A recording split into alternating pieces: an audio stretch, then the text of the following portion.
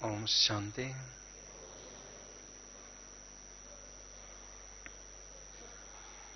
अंतिम दिनों में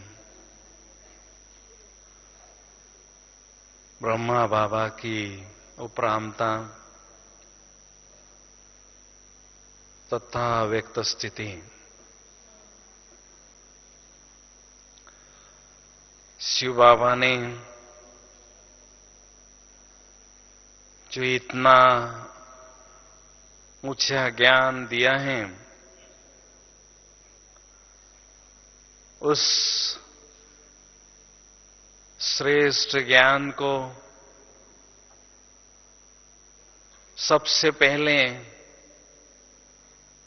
अपने जीवन में धारण करके उसको सरल करके दिखाया। इसलिए इस ब्राह्मण संसार के समक्ष प्यारे ब्रह्मा बाबा आदर्श मूर्त बने हैं और उदाहरण मूर्त भी बने हैं। जिस दिन से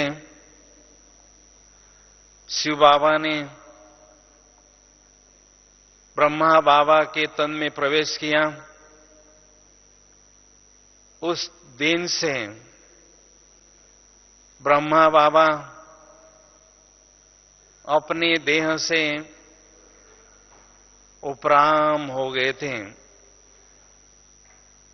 बाबा हमेशा सोचते थे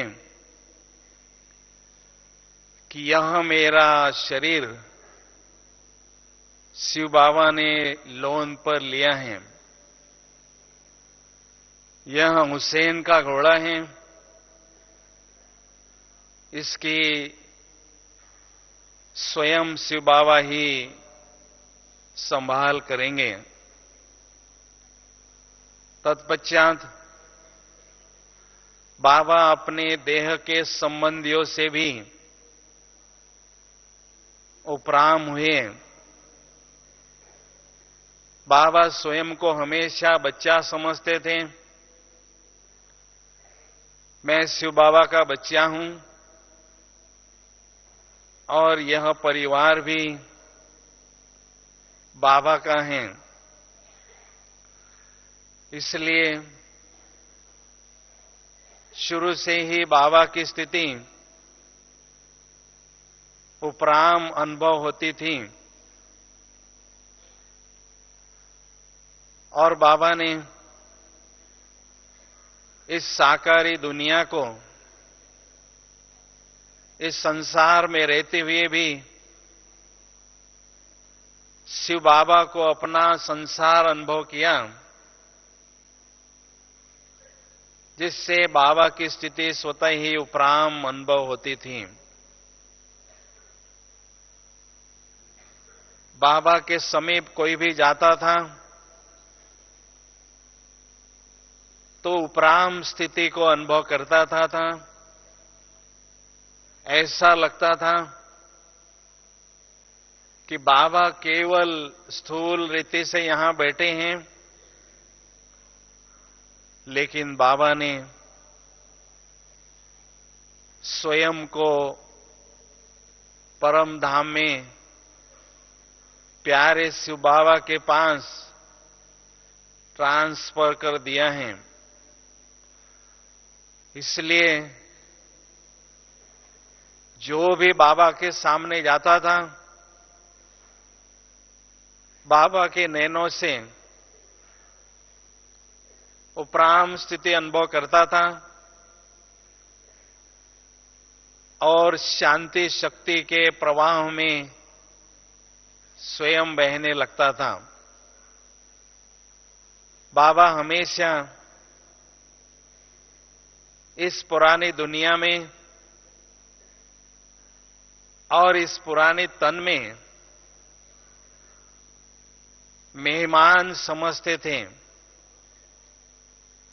मेहमान समझने से स्वतः ही बाबा की स्थिति न्यारी प्यारी लगती थी। जब स्वयं को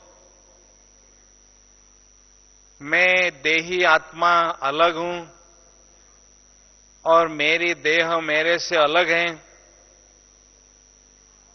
ऐसी स्थिति जब अनुभव होती है तो स्वतः ही कर्मातीत स्थिति अर्थात विदेही स्थिति का अनुभव होने लगता है। और इसी अभ्यास में हमेशा तत्पर रहने वाले बाबा के पास जो भी जाता था, बाबा उन्हें डायरेक्शन देते थे और तुरंत न्यारे भी हो जाते थे। अभी अभी यहां हैं और अभी अभी बाबा के पास परमधाम में हैं। ये बाबा के नैनों से हर कोई अनुभव करता था। समेटने की शक्ति का प्रत्यक्ष प्रमाण बाबा के जीवन में दिखाई देता था। तो बाबा का व्यक्तित्व बहुत ही निखर गया था। तो बाबा की अव्यक्त स्थिति के संबंधित मैं आपके सामने 10 बातें रखना चाहूंगा। बाबा के व्यक्तित्व के 10 पहलू आपके समक्ष रखना चाहता हूं। पहली बात है, बाबा के दृष्टि से दिव्यता का अनुभव होता था। बाबा ने बहुत एकांत में बैठकर आत्मिक स्थिति का और आत्मिक दृष्टि का अभ्यास किया था। इसलिए बाबा की दृष्टि एकदम दिव्य बन चुकी थी। बाबा को साधारण देह नजर नहीं आता था, लेकिन आत्मा जो दिव्य रूपधारी है, वही आत्मा हर किसी की नजर आती थी। इतनी बाबा की दृष्टि तीक्ष्ण थी, भ्रुकुटी के अंदर जो छिपी हुई आत्मा है वो बाबा को स्पष्ट नजर आती थी। इसलिए बाबा के विजन को एक्स-रे विजन कहते थे। बहुत ही शक्तिशाली बाबा की दृष्टि अनुभव होती थी। बाबा की दृष्टि से शक्तियों का करंट अनुभव होता था और बच्चे बाबा की दृष्टि से नजर से निहाल होते थे। तो इतनी दिव्यता बाबा की दृष्टि में अनुभव होती थी। दूसरी बात है, बाबा की वृत्ति में बेहदता अनुभव होती थी। बाबा हमेशा बेहद में रहते थे। केवल भारत के बच्चे ही नहीं, लेकिन सारे विश्व की आत्माओं की सेवा पर बाबा तत्पर रहते थे, जिससे भारत के बच्चों को बहुत सुंदर दिव्य अनुभव सेवा के क्षेत्र में भी होते थे। और मैं देखता हूं, विशेष विदेशी भाई बहनों के जब अनुभव सुनता हूं तो वो भी स्पष्ट बताते हैं, ब्रह्मा बाबा का हमें साक्षात्कार हुआ है और उसी के कारण हम बाबा के बने हैं। बेहद की वृत्ति होने से बाबा हमेशा सारे विश्व की आत्माओं की मनसा के द्वारा सकाश देते थे, जिससे विश्व की अनेक आत्माएं बाबा के बेहद सेवा का लाभ लेते थे। तीसरी बात है, बाबा के जीवन में कृति में कृतज्ञता अनुभव होती थी। बाबा कर्म योगी का सैंपल थे, सिंबल थे। हमेशा शिव बाबा को करावनहार समझते थे और स्वयं को करनहार समझते थे। हर कर्म भगवान के कार्य के लिए मैं कर रहा हूं, नई दुनिया की स्थापना के लिए कर रहा हूं,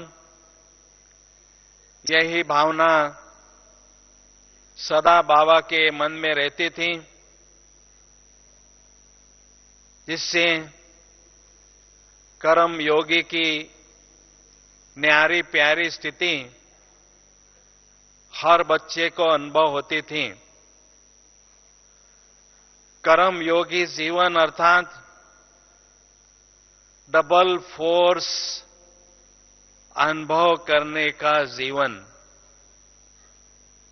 जब हम कर्म करते हैं और बाबा की याद करते हैं तो हमें बाबा की शक्तियों की सूक्ष्म मदद मिलती है, जिससे मुश्किल कार्य भी सहज अनुभव होने लगता है। जैसे कोई कार्य अकेला करता है और उसको जब दूसरा व्यक्ति सहयोग देता है तो 1 से 2 बन जाते हैं और कार्य बढ़ जाता है, परिणाम स्वरूप कार्य सहज अनुभव होता है। तो ऐसे ही कर्म योगी जीवन में हाथ हमारे हैं, साथ बाबा का है, शक्तियों की मदद बाबा की है। ऐसा अनुभव करने से सहज ही सरलता से हर कर्म हम करते हैं। बाबा ने हर कर्म कला युक्त किया। छोटे से छोटा काम बाबा कला युक्त करते थे, जिससे बाबा 16 कला संपूर्ण बन गए। इसलिए बाबा के कर्म में योग का समावेश हमेशा दिखाई देता था। चौथी बात है, बाबा के संकल्प में समर्पणता अनुभव होती थी। बाबा ने संपूर्ण शब्द को बड़े विशालता से अपने जीवन में धारण किया था। सर्व समर्पणता से ही बाबा ने संपूर्ण स्थिति को प्राप्त किया था। समर्पणता अर्थात हर संकल्प बाबा के सेवा में सफल हो, समर्थ हो, व्यर्थ संकल्प न हो। हर सेकंड बाबा सेवा में ही सफल करते थे, जिससे बाबा की बुद्धि हमेशा हल्की रहती थी, मन सदा निश्चिंत रहता था और बेफिक्र बादशाह के चिन्ह बाबा के चेहरे पर स्पष्ट दिखाई देते थे। एक बार दादी जी बता रही थी, बेगरी पार्ट में एक दिन सवेरे शिव बाबा ने जब मुरली चलाई थी, तो मुरली में बाबा ने कहा कि आज बाबा सभी बच्चों को भोजन में हलवा पूरी खिलाएंगे। तो सुनकर मम्मा दौड़ी दौड़ी बाबा के पास आई और कहने लगी, बाबा भंडारी में तो इतना पैसा नहीं है, ये कैसे संभव होगा। बाबा ने निश्चिंत होकर कहा कि ऊपर वाला शिव बाबा मुरली में कहकर गया है, वो जाने, उसका काम जाने। ऐसा कहकर बाबा एकदम बेफिक्र बैठे थे। अचानक 10 बजे पोस्ट के द्वारा चेक आया। बाबा ने चेक विश्व किशोर भाऊ को दिया और सभी चीजें बाजार से खरीद के लाई और सभी को हलवा पूरी बाबा से भोजन पर मिली। कहने का भाव है, बाबा हर परिस्थिति में बेफिक्र रहते थे।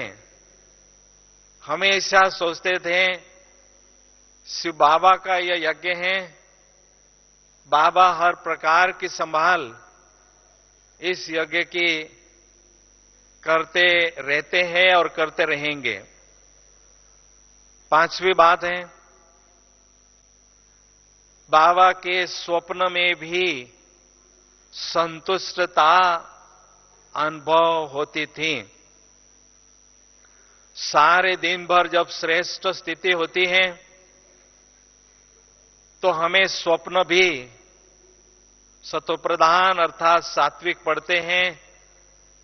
नई दुनिया के बारे में, सूक्ष्म वतन के बारे में, बाप दादा के संबंध में स्वतः ही स्वप्न पढ़ते हैं, जिससे संतुष्टता की अनुभूति हमें होती है। कभी कभी हंसी में बाबा को बच्चे कहते थे, बाबा आप तो बूढ़े हो गए।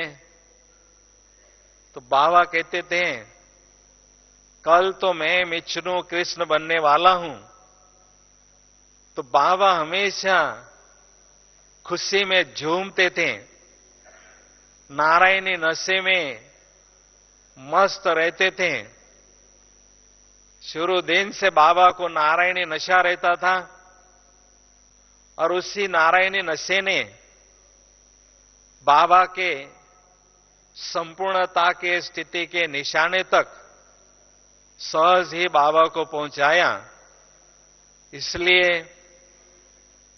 बाबा हमेशा स्वप्न से भी संतुष्ट रहते थे, क्योंकि हमारे श्रेष्ठ स्थिति का साक्षात्कार अपने सतोप्रधान स्वप्नों से स्वतः ही होता है। 6वीं बात है, बाबा साधनों में भी श्रेष्ठता अनुभव करते थे। बाबा हमेशा साधनों के भेंट में साधना को महत्व देते थे। साधना को ही अपनी श्रेष्ठ स्थिति का आधार समझते थे, न कि साधनों को। साधन जो भी थे उनका बहुत अच्छी तरह से बाबा ध्यान देते थे, क्योंकि उन साधनों का प्रयोग करके सेवा की गति तीव्र होती है। इसलिए साधनों का ध्यान अवश्य रखते थे। नए नए मकान बनने के बाद भी बाबा अपनी कुटिया में ही रहते थे। इसलिए कम खर्चा बाला नसीन, यह उक्ति बाबा के जीवन में स्पष्ट नजर आती थी। तो इसलिए हमेशा बाबा की स्थिति अर्थात साधना बहुत कठोर तथा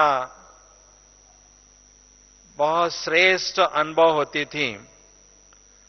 सातवीं बात है, बाबा के जीवन में सर्व के प्रति सहिष्णुता अनुभव होती थी। बाबा की दृष्टि, बाबा का व्यवहार समदर्शी था। बाबा सभी को समान प्यार करते थे।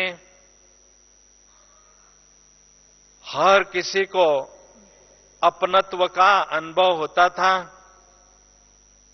अगर कोई बात ऐसी हो जाती थी, ऊंची नीची व्यवहार किसी का होता था, फिर भी बाबा के मन में हमेशा क्षमा भावना पनपती थी। कभी भी तिरस्कार की भावना या बदले की भावना दिखाई नहीं दी, बल्कि बाबा सभी के साथ प्यार का वार्ताव करते थे। दुखी अशांत आत्माओं को सुख शांति का अनुभव कराते थे। ग्लानि करने वालों को भी प्यार करते थे। तो बाबा के जीवन में सभी बेहद प्यार की अनुभूति करते थे, क्योंकि बाबा हर आत्मा का वर्तमान पुरुषार्थ स्वरूप नहीं देखते थे, लेकिन आदि अनादि स्वरूप और अंतिम परिस्थिति स्वरूप भी देखते थे। जिसलिए बाबा के दिल में सर्व के प्रति बेहद प्यार पनपता था और सभी अपना बाबा, मेरा बाबा अनुभव करते थे। आठवीं बात है, वाणी में व्यवहारिकता सभी अनुभव करते थे। बाबा व्यवहार कुशल थे। कोई अगर बाबा से मिलने जाता था, सोचकर जाता था कि मैं बाबा से ये सवाल पूछूंगा या ये बात पूछूंगा, लेकिन बाबा की शक्तिशाली स्थिति के सामने जब जाते थे तो वो अपनी बात भूल जाते थे। लेकिन उन्हों को जो रिस्पांस मिलता था उसमें उनके समस्या का समाधान होता था, उनके प्रश्न का उत्तर उन्हें मिलता था। तो बाबा की वाणी में वीणा बज रही है ऐसा अनुभव हो रहा था। बाबा के हर बोल में बल का अनुभव होता था। वरदानी बोल से बाबा बच्चों को वरदानी बनाने की सेवा में ही तत्पर रहते थे। तो मधुर बोल हमेशा बाबा के मुख से निकलते थे। बाबा की वाणी अमृत वाणी ही सभी अनुभव करते थे और बाबा के बोल से अपने जीवन में उमंग, उत्साह तथा हिम्मत और साहस का भी कई बच्चे अनुभव करते थे। नवी बात है, चरित्र में सदचरित्रता अनुभव होती थी। दुनिया में चरित्रवान लोग बहुत होकर गए हैं, लेकिन बाबा का जो चरित्र था उसमें बहुत ही उच्च कोटि की पवित्रता थी। उन्होंने चरित्रता में पवित्रता की बहुत गहराई अनुभव होती थी। एकदम विकारों से बाबा अविद्या अनुभव करते थे। इसलिए बाबा को ग्रेट ग्रेट ग्रैंड फादर भी कहते थे। तो कहने का भाव है, चरित्र जो शब्द है उसमें इत्र शब्द अंतर्निहित है। तो बाबा के चरित्रता से आध्यात्मिकता की खुशबू, आध्यात्मिकता की सुगंध चारों ओर सदा फैलती थी और बच्चे संबंध संपर्क में जो भी आते थे ऐसा महान चरित्र बनाने की प्रेरणा बाबा से लेते थे। दूसरी बात है, बाबा के नयनों में निकटता की अनुभूति होती थी। जो भी बच्चा बाबा के समीप आता था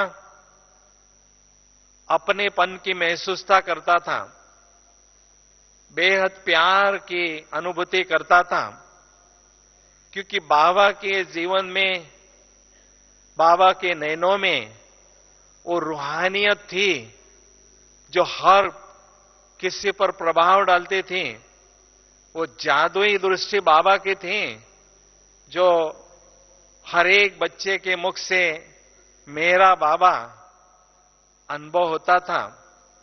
तो प्रजापिता का जो टाइटल है वो साकार होता हुआ अनुभव होता था। इसलिए हर एक अपनापन महसूस करता था। बाबा की चरित्र में चुंबकीयता थी। बाबा का व्यक्तित्व बहुत ही प्रभावशाली था, बहुमुखी व्यक्तित्व था, पारदर्शी व्यक्तित्व था। बाबा छोटे के साथ छोटा बन जाते थे, बड़े के साथ बड़ा बन जाते थे, युवा के साथ युवा बन जाते थे। ऐसा बहुमुखी व्यक्तित्व बाबा का अनुभव होता था। तो बाबा ने जो कठिन तपस्या की,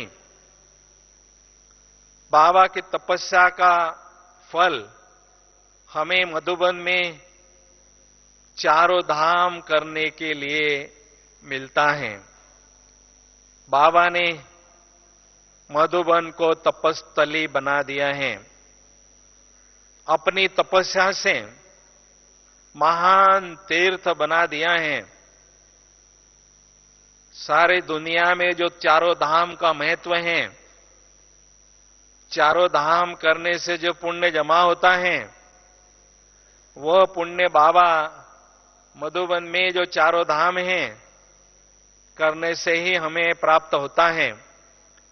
शांति स्तंभ से हमें शक्तिशाली बनाने की प्रेरणा मिलती है।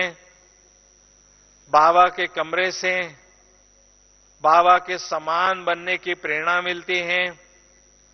बाबा की झोपड़ी से बाबा से स्नेह मिलन मलाना, बाबा के साथ दिल की बातें करना और स्वयं के दिल को हल्का रखना, ये अनुभव बाबा के झोपड़ी में बैठकर हर कोई करता है। और बाबा का जो हिस्ट्री हॉल है वहां पर भी समर्थ स्थिति अर्थात व्यर्थ संकल्पों को समाप्त करके कैसे हम समर्थ स्थिति में स्थित रहें, वो प्रेरणा भी हमें हिस्ट्री हॉल से मिलती है। तो बाबा का जीवन हमारे लिए एक आदर्श जीवन बन चुका है। दुनिया में कॉपी करने के लिए मना करते हैं, लेकिन यहां शिव बाबा कहते हैं आपको केवल बाप समान बनना है तो ब्रह्मा बाबा की कॉपी करना है। केवल बाबा के कदमों पर कदम रखना है। शिव बाबा ने हमें बहुत सुंदर स्पिरिचुअल मिरर दिया है। उस अलौकिक आईने में, ब्रह्मा बाबा के संपूर्ण स्थिति रूपी आईने में जब हम अपने स्थिति का चेहरा देखते हैं और मेकअप करते रहते हैं तो स्वतः ही हम बाप समान बनते जाते हैं। ब्रह्मा बाबा ने इस जनवरी मास में स्थूल देह का त्याग किया है, इसलिए शिव बाबा ने इस जनवरी मास को वरदान दिया है। इस वरदानी मास में जो भी बाबा का बच्चा जो भी अनुभव अलौकिक करना चाहें, अपने दिल की अरमान पूरी कर सकता है। थोड़ा सा पुरुषार्थ करके बहुत कुछ प्राप्तियों का अनुभव कर सकता है। ये वरदान बाबा ने इस जनवरी मास को दिया है और आप सभी महान आत्माएं बाबा के भूमि पर पहुंचे हुए हैं। जो भी बाबा के घर में आते हैं उन्हों को बाबा बहुत सुंदर अलौकिक सौगात देते हैं, अलौकिक अनुभव की गिफ्ट देते हैं। वो अलौकिक की अनुभूति की जो गिफ्ट है, हमारे स्थिति का स्तर बहुत ऊंचा उठाता है। उस गिफ्ट की लिफ्ट में हम बैठते हैं तो महान स्थिति की अनुभूति हम करते हैं। तो आपको एक गुह्य राज बताते हैं।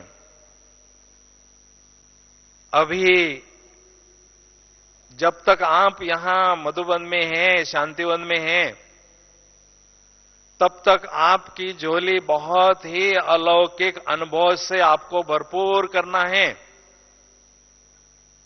एक बहुत सुंदर प्रैक्टिकल युक्ति आपको बताता हूं। जैसे कृष्ण के साथ गोप गोपियां रास रचाती थीं, कृष्ण एक ही था, लेकिन हर गोपी अनुभव करती थी कृष्ण मेरे साथ हैं। ऐसा हर बच्चा अनुभव करें कि संपूर्ण ब्रह्मा बाबा फरिश्ता स्वरूप में मेरे साथ साथ चल रहे हैं। मेरी उंगली उनके इस हाथ में है, हाथ में हाथ लेकर साथ में साथ अनुभव करते रहेंगे तो मैं गारंटी देता हूं बहुत सुंदर अनुभव बाबा आपको कराएंगे। लेकिन न केवल बाबा मेरे साथ साथ चल रहे हैं, लेकिन बाबा मुझे अपनी संपूर्ण फरिश्ता स्थिति द्वारा सकाश भी दे रहे हैं, सूक्ष्म मदद भी कर रहे हैं। ऐसा अनुभव करेंगे तो आपकी भी फरिश्ता स्थिति निखरती जाएगी। 18 जनवरी के दिन मधुबन मधुबन नहीं लगता है, ऐसा लगता है ये फरिश्तों की दुनिया सूक्ष्म वतन से इस धरा पर आई है। क्यों ऐसा अनुभव करते हैं? क्योंकि अमृत वेले से लेकर हर बच्चा बाबा के घर में, शांतिवन में, मधुबन में जो भी आता है, बाबा के प्यार में खोया हुआ रहता है, डूबा हुआ रहता है, समाया हुआ रहता है और बाबा को अंग संग अनुभव करता है। इसलिए ऐसा ही लगता है कि चारों तरफ फरिश्ते ही फरिश्ते नजर आ रहे हैं। तो यहां पर भी ऐसा अनुभव हो कि हम भाई बहनें यहां नहीं विचरण कर रहे हैं, लेकिन सूक्ष्म वतन से फरिश्ते इस धरा पर अवतरित हो चुके हैं। और एक समान आपको अनुभव करना है कि मैं इस साकारी दुनिया में अवतरित फरिश्ता हूं और फरिश्तों का जो बादशाह है ब्रह्मा बाबा, उनके साथ साथ चल रहा हूं। ऐसा बहुत अच्छी तरह से अनुभव करेंगे तो इतना मजा आपको आएगा, इतनी अच्छी स्थिति आपकी होगी जो आप हैरान हो जाओगे। इसलिए मैं आपसे अनुरोध करता हूं, फरिश्ता स्थिति की अनुभूति मुझे इस जनवरी मास में करना ही है, क्योंकि पिछले वर्ष बाबा ने एक मुरली में एक गंभीर इशारा दिया है, इस वर्ष कुछ भी हो फरिश्ता स्थिति के संस्कार इमर्ज करो। बाबा ने ऐसा इशारा क्यों दिया है? क्योंकि प्यारे बाबा हम सभी बच्चों को बेहद की सेवा कराने का चांस दिलाना चाहते हैं और फरिश्ता स्थिति के द्वारा ही हम सारे विश्व की सेवा, बेहद की सेवा, सकाश देने की सेवा करने की क्षमता को प्राप्त करते हैं। इसलिए मुझे फरिश्ता स्थिति अनुभव करना ही है। ऐसा अनुभव करना है कि मुझ आत्मा ने बहुत सुंदर दिव्य प्रकाश पुंज की काया, बहुत सुंदर चमकीली फरिश्ता स्वरूप की ड्रेस धारण कर ली है और लाइट के जमीन पर चल रहा हूं। ऐसा आप अनुभव करेंगे तो बहुत हल्की फुल्की फरिश्ता स्थिति की अनुभूति आप करेंगे और जो भी आपके संबंध संपर्क में आएंगे आपका अलौकिक फरिश्ता स्वरूप ही नजर उनको आएगा। इसलिए ऐसा लक्ष्य आपको रखना है और इस जनवरी मास में बहुत सुंदर अलौकिक अनुभूतियों से भरपूर होकर जाना है। बाबा ने कहा है, इस संसार में सबसे बड़ी अथॉरिटी है कौन सी? अनुभव की अथॉरिटी। बाबा हमें जो उच्च कोटि का ज्ञान देते हैं उसकी ब्यूटी है, उसका प्रमाण है ऐसे श्रेष्ठ अनुभव करने में। इसलिए हम चाहते हैं बहुत सुंदर योग का अनुभव अभी हम सभी करें। बोलो, करना चाहते हैं? हाथ उठाओ जो करना चाहते हैं। बहुत अच्छा, धन्यवाद। ऐसा ही अनुभव करेंगे। हम अमृत वेले 4 बजे यहां बैठे हैं, कोई भी बीच में उठेगा नहीं। अगर उठेंगे तो सभा को डिस्टर्ब होता है, इसलिए एकदम बाबा की याद में हम तल्लीन हो जाएंगे और बहुत सुंदर गहन का योग का अनुभव गहराई का करेंगे। तो सभी अलर्ट होकर बैठेंगे, जरा एकदम चुस्त और मस्त होकर बैठेंगे और जो मैं आपको संकल्प देता रहूंगा उसका अनुभव करते जाएंगे।